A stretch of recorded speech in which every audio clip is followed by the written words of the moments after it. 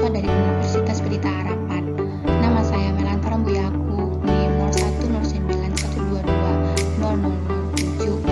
Saya dari program studi D4 Teknologi Laboratorium Medis. Pada kesempatan kali ini, saya akan mempresentasikan alat spektrofotometer.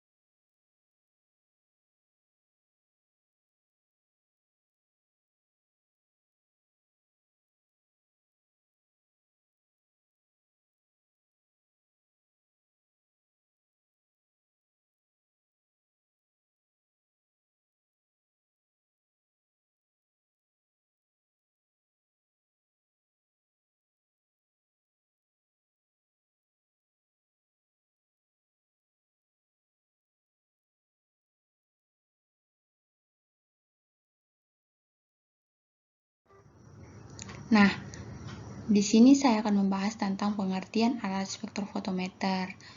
Yang kedua, fungsi dari alat spektrofotometer. Yang ketiga, prinsip kerja spektrofotometer. Yang keempat, spesifikasi spektrofotometer. Yang kelima, jenis spektrofotometer. Yang keenam, bagian-bagian dari alat spektrofotometer. Yang ketujuh, cara kerja spektrofotometer. Yang kedelapan, istilah-istilah apa saja dan hal-hal apa saja yang harus diperhatikan dalam menggunakan alat spektrofotometer. Yang kesembilan, cara perawatan spektrofotometer. Dan yang ke-10 adalah kalibrasi alat spektrofotometer. Nah, pengertian dari alat spektrofotometer. Terlebih dahulu kita harus mengetahui siapa sih penemu pertama dari alat spektrofotometer. Nah, penemu pertama alat spektrofotometer itu adalah Hyde Wollaston. Untuk apa sih alat spektrofotometer ini? Alat ini adalah alat yang digunakan pada laboratorium untuk mengetahui nilai absorbansi pada suatu sampel larutan. Alat ini berasal dari dua alat, yaitu spektrometer dan fotometer. Nah, di sini ada dua perbedaan, yaitu spektrometer dengan fotometer. Yang pertama, spektrometer. Spektrometer ini merupakan alat yang menghasilkan sinar dari pancaran cahaya dengan menggunakan panjang gelombang tertentu. Yang kedua, fotometer. Fotometer ini adalah alat yang lebih mengacu pada alat pengukur adanya intensitas cahaya yang mana ditransmisikan, atau istilah lainnya adalah diabsorpsi. Nah, berikut ini ada gambar spektrometer dan fotometer. Alat spektrometer itu yang terdapat bagian-bagian ini, yaitu alat yang menghasilkan sinar dari spektrum yang panjang gelombang tertentu. Jadi, pada spektrometer ini akan diletakkan kuvet. Pada dalam ini akan diletakkan kuvet yang akan menghasilkan sinar. Yang kedua adalah fotometer. Fotometer ini adalah alat untuk mengukur intensitas cahaya yang ditransmisikan atau diabsorpsikan. Nah, berikut ada fungsi dari alat spektrometer. Tentu kita harus mengetahui apa sih kegunaan dari spektrofotometer itu. Ya, fungsi dari spektrofotometer itu adalah untuk mengidentifikasi nilai absorbansi dari suatu sampel dengan menggunakan sinar ultraviolet.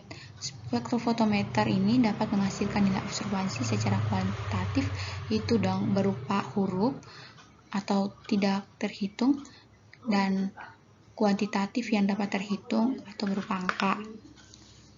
Hal ini dapat dilakukan dengan cara mengukur nilai absorbansi yang nantinya akan dibandingkan dengan kontrol positif.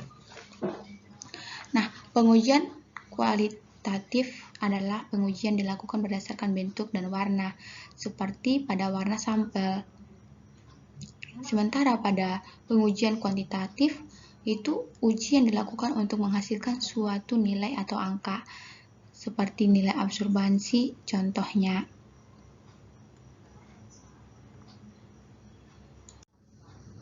Nah, spektrofotometer juga memiliki prinsip kerja. Nah, prinsip kerja dari spektrofotometer ini adalah berdasarkan dispersi cahaya.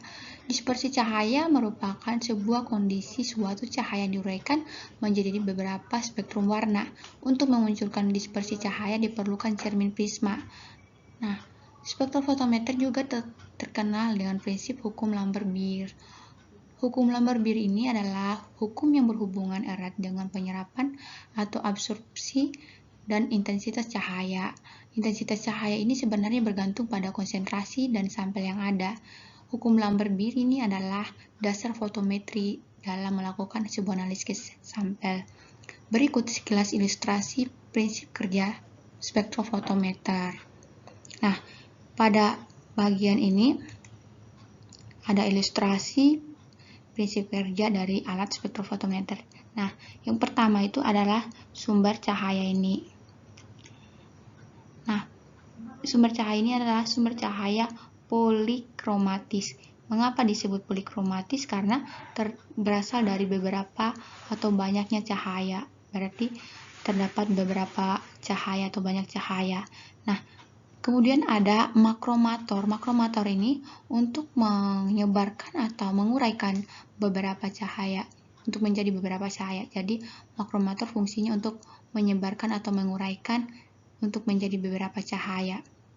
Nah, pada makromator ini terdiri dari 3 jenis, yaitu slit, yang kedua pendispersi, yang ketiga slit untuk pintu keluar. Nah, pada slit yang pertama itu adalah slit pintu masuk. Nah, pada slit pintu masuk ini cahaya akan masuk dan akan difokuskan. Slit ini akan memfokuskan cahaya untuk menuju ke pendispersi atau penyebar cahaya. Pada pendispersi ini akan menyebarkan untuk cahaya untuk menjadi beberapa cahaya. Dapat dilihat ada beberapa cahaya dari beberapa warna. Nah, yang ketiga akan menuju ke slit atau pintu keluar. Pada slit pintu keluar ini hanya terdapat satu cahaya saja yang dapat dikeluarkan pada slit pintu keluar. Kenapa hanya satu cahaya saja? Karena tergantung dari set yang kita set pada perlakuan alat spektrofotometer yang telah dilakukan. Tergantung apa yang kita lakukan atau pada apa yang kita set itu. Dan cahaya di sini cahaya berwarna hijau. Nah, cahaya ini akan melanjutkan ke kuvet atau tempat meletakkan sampel dan selanjutnya akan dibaca oleh detektor. Nah, berikut ada spesifikasi alat spektrofotometer. Spesifikasi alat spektrofotometer ini terbagi menjadi 2 jenis, yaitu single beam dan spektrofotometer double beam. Yaitu single beam itu adalah alat yang digunakan untuk pengukuran bersifat kuantitatif atau berupa angka dan dapat menjalankan proses dengan lebih sederhana. Single beam dapat menghasilkan sumber cahaya. Panjang gelombang cahaya paling rendah pada single beam adalah 190 dan 210 nanometer dan paling tinggi itu memiliki 800 sampai 1000 nanometer. Contohnya, pada cahaya hanya akan melewati satu arah. Agar nilai yang dihasilkan nantinya adalah memang nilai dari sampel yang dimasukkan tadi. Yang kedua adalah spektrofotometer double beam. Nah, pada jenis alat ini digunakan pada panjang gelombang dari 190 sampai 750 nanometer. Jadi pada jenis alat ini memiliki panjang gelombang yang lebih besar dari single beam. Dan pada spektrofotometer jenis double beam akan memiliki dua sinar yang dibentuk oleh potongan sinar. Yang nantinya sinar pertama akan melewati larutan blanko dan yang kedua akan melewati sampel dan memiliki nilai blanko yang dapat langsung diukur dengan larutan secara bersamaan. Nah, berikut ada jenis-jenis spektrofotometer. Jenis-jenis spektrofotometer itu terdiri dari 3 bagian, yaitu spektrofotometer, UV vis, dan kedua itu inframerah atau infrared, dan yang ketiga adalah spektrofotometer serapan atom. Nah, untuk spektrofotometer yang pertama, UV vis, itu spektrofotometer ini merupakan gabungan antara prinsip dari alat spektrofotometer UV dan visible hingga akhirnya menghasilkan jenis spektrofotometer UV. Alat ini menggunakan dua buah sumber cahaya yang berbeda, yakni yang berasal dari sumber cahaya UV dan sumber cahaya visible. Cara kerja alat ini adalah larutan yang telah dimasukkan ke dalam kuvet akan dianalisis dengan cara diukur serapannya. Yang kedua adalah inframerah. Inframerah adalah spektrofotometer inframerah atau infrared. Ini menggunakan metode dengan mengamati radiasi elektromagnetik yang berada pada panjang gelombang. Panjang gelombang itu 0,75 sampai 1000 mikrometer atau pada bilangan gelombang 13.000 sampai 10 cm. Nah, fungsi utama dari spektrofotometer inframerah atau sering disingkat dengan IR ini adalah untuk identifikasi senyawa organik. Spektrofotometer inframerah atau infrared terdiri dari 5 bagian pokok, yaitu sumber radiasi atau sumber cahaya pada sampel, yaitu disebut dengan kuvet, monokromator yang dapat menyebarkan atau menguraikan cahaya, detektor yang dapat membaca cahaya, dan recorder yang dapat menghasilkan nilai yang pengukurannya. Spektrofotometer infrared ini dibagi lagi menjadi 2 jenis, yaitu IR dengan berkas tunggal atau single beam dan berkas ganda yaitu double beam, seperti yang telah dibahas sebelumnya. Nah, pada jenis yang ketiga itu adalah spektrofotometer serapan atom. Nah, pada spektrofotometer serapan atom atau sering disingkat dengan SSA, sering digunakan untuk menentukan unsur-unsur logam. SSA ini memiliki sensitivitas yang tinggi, relatif sederhana, dan juga selektif. Prinsip kerja SSA ini yaitu menyerap sinar atom dari suatu sumber cahaya dalam sampel yang digunakan. Nah, berikut ada bagian-bagian dari spektrofotometer. Nah, bagian pertama itu ada sumber radiasi. Sumber radiasi itu sumber sinar yang berasal dari spektrofotometer dengan beberapa jenis lampu. Yang kedua adalah monokromator, berfungsi untuk memecahkan sumber cahaya radiasi menjadi radiasi pita energi yang lebih sempit atau monokromatis. Pada monokromator ini dapat menguraikan cahaya, seperti yang telah dijelaskan tadi sebelumnya juga, dapat menguraikan cahaya dan terdapat pada bagian yaitu 3 bagian yang akan memecahkan atau menguraikan cahaya menjadi beberapa cahaya dapat dilihat dalam bentuk warna. Nah, yang ketiga ada wadah sampel atau disebut dengan kuvet. Kuvet ini berfungsi untuk menaruh sampel larutan yang diuji. Kuvet ini ditaruh di dalam spektro yang dalam pengujiannya akan ditutup. Jadi untuk melakukan pengujian sampel pada kuvet ini, spektro harus ditutup terlebih dahulu. Yang keempat adalah detektor. Detektor pada alat spektrometer ini berfungsi untuk menangkap cahaya. Cahaya tersebut nantinya akan diteruskan dari sampel dan mengubah menjadi arus listrik. Nah, berikut adalah cara kerja spektrometer. Nah, yang pertama itu pastikan sumber cahaya bisa berfungsi dengan baik. Berarti yang pertama kita harus memperhatikan apakah sumber cahaya pada alat spektro itu masih bisa digunakan atau tidak, masih bisa berfungsi dengan baik untuk menghasilkan hasil observasi yang baik atau tidak. Yang kedua, arahkan spektrometer tepat di hadapan sumber cahaya. Terlebih dahulu, kedua itu kita harus mengarahkan posisi spektrometer tepat di hadapan sumber cahaya agar dapat fokus. Dan yang ketiga adalah mengkalibrasikan spektrometer terlebih dahulu. Mengkalibrasikan itu dapat melakukan pengecekan atau pengaturan apakah alat spektrometer ini masih bisa berguna dengan baik atau tidak, masih bisa berfungsi dengan baik untuk menghasilkan hasil yang baik atau tidak. Yang keempat, siapkan dan letakkan cermin prisma yang akan diukur indeksnya. Yang kelima, atur teleskop hingga tampak garis-garis spektrum pada setiap panjang gelombang. Yang keenam, geser teleskop hingga benang-benang silang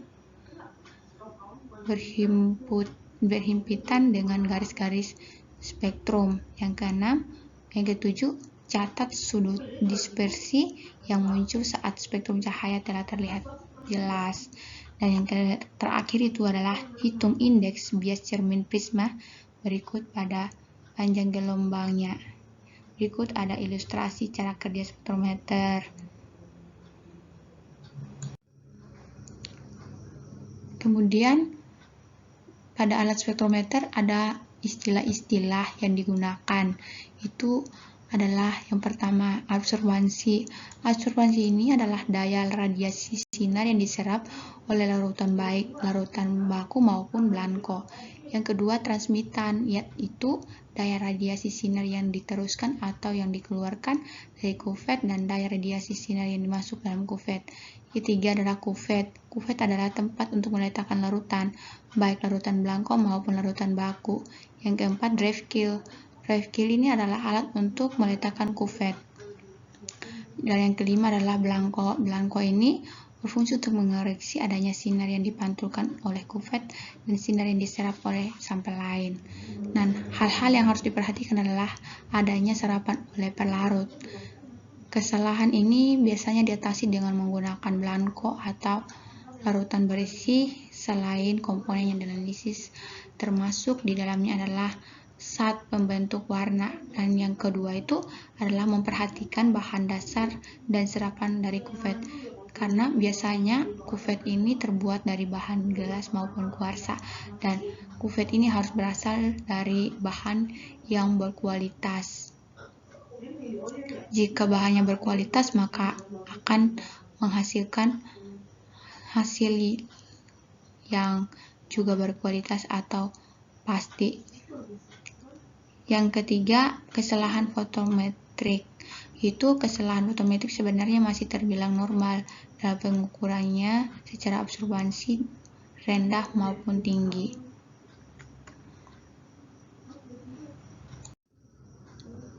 Berikut adalah cara merawat spektrometer. Yang pertama, lakukan warming up atau pemanasan pada alat spektrometer selama 15-20 menit. Spektrometer sebisa mungkin tidak terpapar sinar matahari secara langsung karena dapat mengganggu pengukurannya. Dan yang ketiga adalah simpan alat spektrometer di dalam ruangan suhu yang stabil di atas meja yang permanen. Jadi spektrometer itu harus disimpan pada tempat yang seperti yang kedua, pada tempat yang tidak terpapar matahari, berarti pada suhu ruang yang tidak terpapar matahari, dan harus diperhatikan tempatnya karena akan mengganggu hasil pengukurannya. Yang ketiga, simpan alat spektrometer di dalam ruangan yang suhu stabil dan di atas meja yang permanen. Berarti pada penyimpanan spektrometer ini, untuk menyimpan spektrometer harus pada dalam ruangan yang suhunya stabil atau sesuai dengan apa yang dibutuhkan oleh penyimpanan spektrometer, seperti di atas meja yang permanen. Pada meja tidak boleh licin dan tidak boleh miring, sehingga spektrometer dapat diletakkan dengan aman. Keempat adalah pastikan kuvet selalu bersih dari bekas sampel sebelum digunakan. Yang kelima, saat memasukkan kuvet, pastikan kuvet selalu dalam keadaan kering. Jadi, jika kuvet masih dalam keadaan basah, tidak boleh dimasukkan ke dalam spektrometer. Yang keenam atau yang terakhir itu adalah lakukan kalibrasi panjang gelombang dan absorban secara teratur.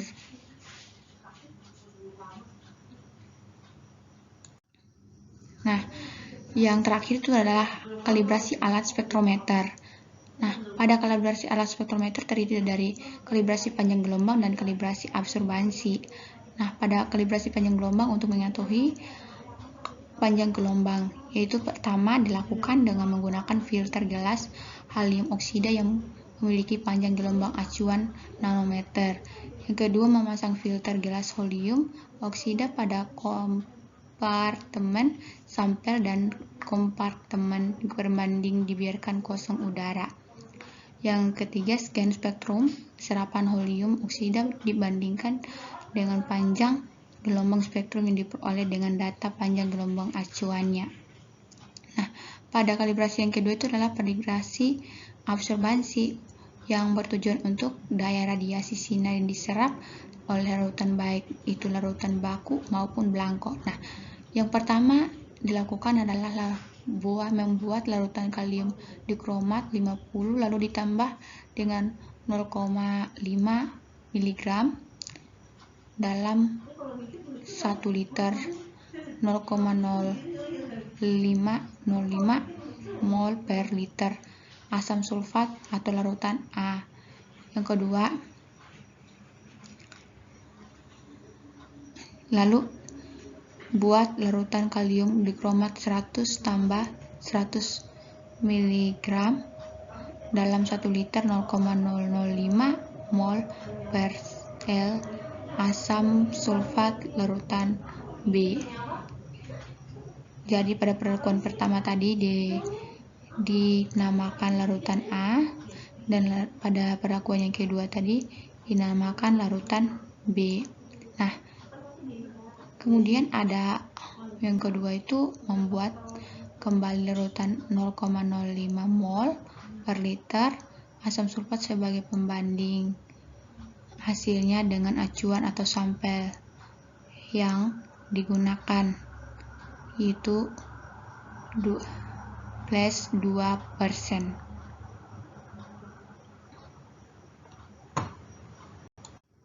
Nah, sekian dari presentasi saya. Semoga presentasi saya ini dapat bermanfaat. Terima kasih.